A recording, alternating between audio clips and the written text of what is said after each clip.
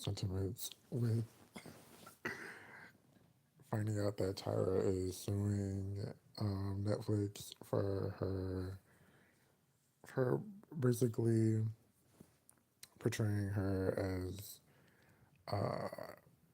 using her. I think it was like 15 minutes of a 30 or I think 3 hour conversation interview to fit their narrative as her being sort of the villain or whatever you want to call it, the spearhead, but not really the spearhead of America's Next Top Model. And I look, I love me some Tyra Banks. I enjoy me some Tyra Banks. She is one of my favorites such a terrorist.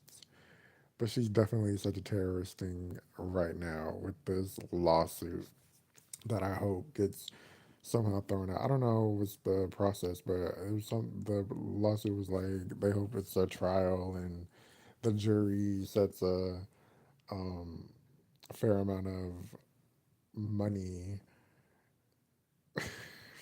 for suffering. You know, Tyra's been before the literally before the documentary came out a couple months ago. Tyra's social media, Instagram, had been popping, flaring, going off, mainly because of the and you know what, it might have been a strategic moment.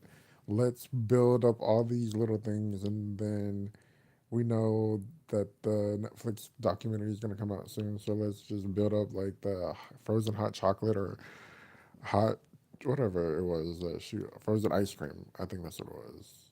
Cold ice cream, hot ice cream at her Smiles and Dream ice cream shop in Australia. But I'm just like, and now ever since Top Model came out, radio silence. So I'm just like, Tyra, where you at, girl? Oh, she's over here trying to sue Netflix. I think Tyra is absolutely insane for trying to sue them. The I don't know if I came on. Did I come on here? And I don't know. I don't know if I came on here and talked about the top model thing. I don't think I did. I think I did like a pre top model thoughts of the documentary. But Tyra definitely.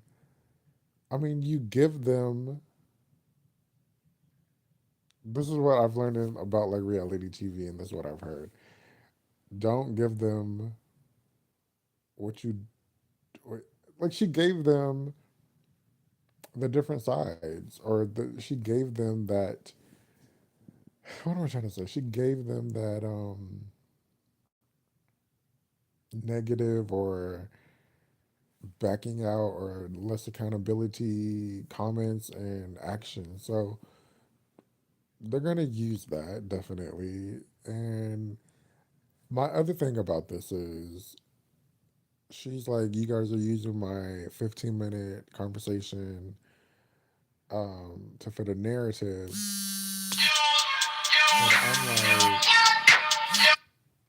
And oh, I'm like, why are you guys um have you guys seen Positively Paula? I'm just like, you have had many opportunities. Oh shit, am I still on? I think I am. You've had many opportunities to um, give your speech and give your piece. Why are you banking on Netflix to give your piece about Top Model? That's my thing. Throughout the years, I know, I'm sure, her publicist has been like telling the interviewers, don't ask about Top Model.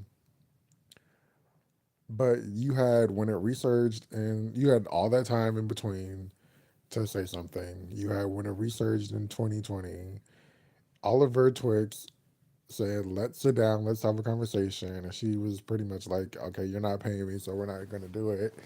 And then they had like that, like little phone conversation interview.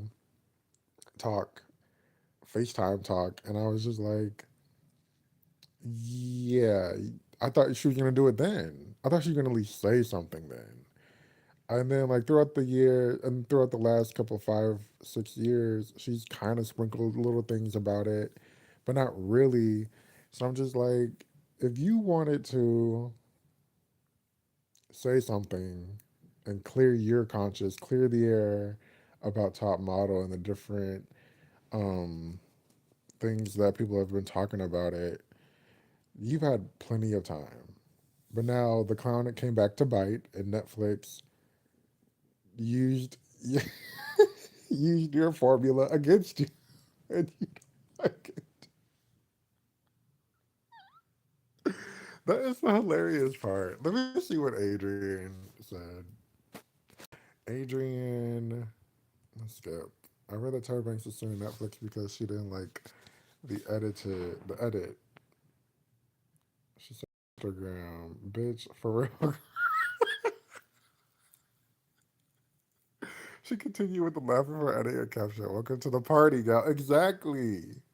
And you know what? Adrian has read Tyra throughout the years, which is so hilarious. Adrian does not have it for Tyra. She's like, yeah, thanks for the opportunity. But definitely after the opportunity, you definitely left me out to dry. I didn't get my prizes. I emailed you. She said she was living in the hood and she had a cameo on season 2 and she was living in the hood and Tyra was in the production came and picked her up in a limousine. She's like, why y'all pick me up in a limousine? They gonna think I got money. They gonna say over here rob me when I leave. Come on, you're making my life difficult. And so then she had to like pivot and do like television and I Love Brady and I think she did The Surreal Life. I don't remember. But she had to like really do it on her own. And it definitely wasn't the life that the show portrayed her to be post top model or even what her life was going to be post top model, which is fine because we're moving past we're decades later. But the way she goes in on Tyra is hilarious. But that's all I have to say. Tyra, and then the crazy thing is, Modelland is somehow Tyra did some kind of Modelland song for her book. I read Modelland when it came out. I read it in like a week. I thought it was a really good book. I don't really remember a whole lot about it.